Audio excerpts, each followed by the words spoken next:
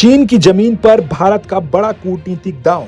NSA Ajit Doval पहुंचे Beijing. Pakistan में खलबली। ड्रैगन से सीधी बात। भारत का एजेंडा बिल्कुल साफ। भारत चीन रिश्तों में अब नया चैप्टर शुरू होगा। भारत की कूटनीति के लिहाज से आज और कल का दिन बेहद अहम है। एक तरफ राष्ट्रीय सुरक्षा सलाहकार यानी एनएसए अजीत डोभाल चीन के दौरे पर हैं, तो दूसरी तरफ विदेश मंत्री एस जयशंकर रूस में भारत का पक्ष मजबूत कर रहे हैं।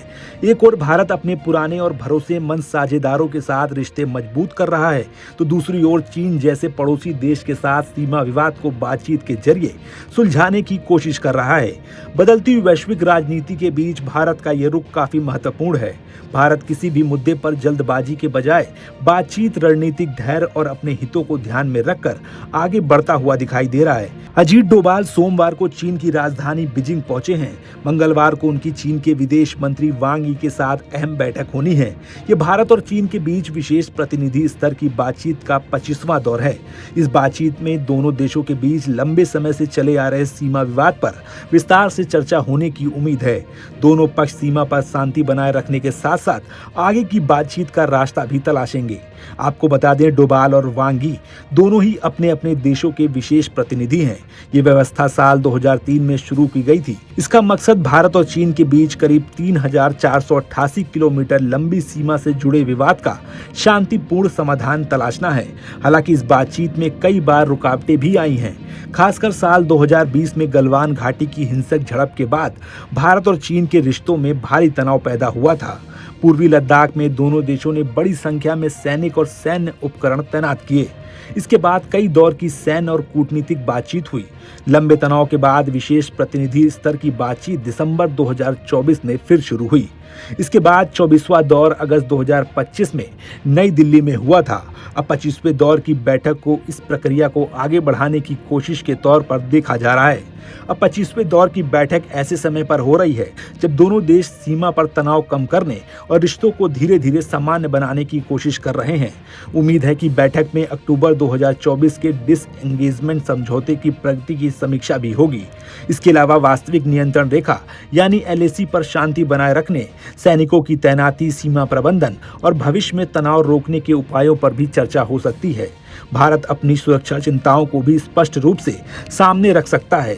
सीमा पर छोटी से छोटी गलतफहमी भी बड़े तनाव में ना बदले, इसके लिए दोनों देशों के बीच बेहतर संवाद और भरोसा जरूरी माना जा रहा है। भारत के लिए अरुणाचल प्रदेश का मुद्दा भी बेहद अहम है। चीन लगातार अरुणाचल प्रदेश पर अपना दावा करता रहा है और इसे दक्षिण तिब्बत का हिस्सा बताता है। भारत चीन के इस दावे को पूरी तरह खारिज करता है। भारत का स्पष्ट कहना है कि अरुणाचल प्रदेश देश का अभिन्न और अविभाज्य हिस्सा है। दोनों देशों के बीच सीमा विवाद का स्थायी समाधान आसान नहीं है, लेकिन भारत का मानना है कि सीमा पर शांति और स्थिरता कायम रखना रिश्तों को आगे बढ़ाने की पहली जरूरत है। इस बातचीत की अहमियत इसलिए भी बढ़ जाती है क्योंकि 12 और 13 सितंबर को भारत में ब्रिक्स शिखर सम्मेलन होना है। चीन के राष्ट्रपति शी जिनपिंग के इसमें शामिल होने की संभावना को लेकर चर्चा है। हालांकि चीन की ओर से उनकी भारत यात्रा की आधिकारिक पुष्टि अभी नहीं हुई है। ऐसे में डोभाल और वांग यी की बैठक को दोनों देशों के रिश्तों के अगले चरण के लिए महत्वपूर्ण माना जा रहा है। अगर दोनों पक्ष सीमा से जुड़े मुद्दों पर सकारात्मक माहौल बनाने में सफल रहते हैं, तो इसका असर आगे होने वाली उच्च स्तरीय बैठकों पर भी पड़ सकता है। विदेश मंत्री एस जयशंकर भी हाल ही में कह चुके हैं कि भारत और चीन के बीच अच्छे संबंधों के लिए सीमा पर शांति और स्थिरता जरूरी है। उनका कहना है कि सीमा की स्थिति काफी हद तक दोनों देशों के रिश्तों की दिशा तय करती है। यानी भारत का संदेश साफ है कि आर्थिक, राजनीतिक या अन्य क्षेत्रों में संबंधों को आगे बढ़ाने के लिए सीमा पर भरोसे और स्थिरता का माहौल जरूरी है। यही वजह है कि अजीत डोभाल की ये बीजिंग यात्रा सिर्फ एक बैठक नहीं, बल्कि भारत की संतुलित और सदी हुई कूटनीति का बड़ा संकेत मानी जा रही है। भारत एक तरफ अपनी सुरक्षा चिंताओं का स्पष्ट रुख बनाए हुए है, तो दूसरी तरफ बातचीत के रास्ते खुले रख रहा है। यही तरीका भारत की मौजूदा विदेश नीति में भी दिखाई देता है। दुनिया में कई मोर्चों पर तेजी से बदलाव हो रहे हैं, लेकिन भारत अपने राष्ट्रीय हितों को ध्यान में सामने रखते हुए अलग अलग देशों के साथ संवाद बनाए रख रहा है। डोभाल की बैठक में इसलिए सिर्फ सीमा विवाद ही नहीं बल्कि दोनों देशों के व्यापक रिश्तों की दिशा पर भी नजर रहेगी।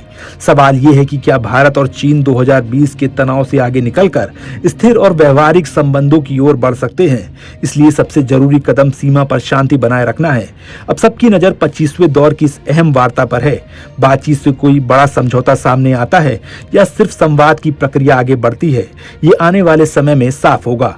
लेकिन इतना तय है कि भारत ने चीन के साथ बातचीत का रास्ता खुला रखते हुए यह संदेश दिया है कि सीमा विवाद का समाधान टकराव से नहीं बल्कि मजबूत स्थिति और लगातार संवाद के जरिए तलाशा जाएगा।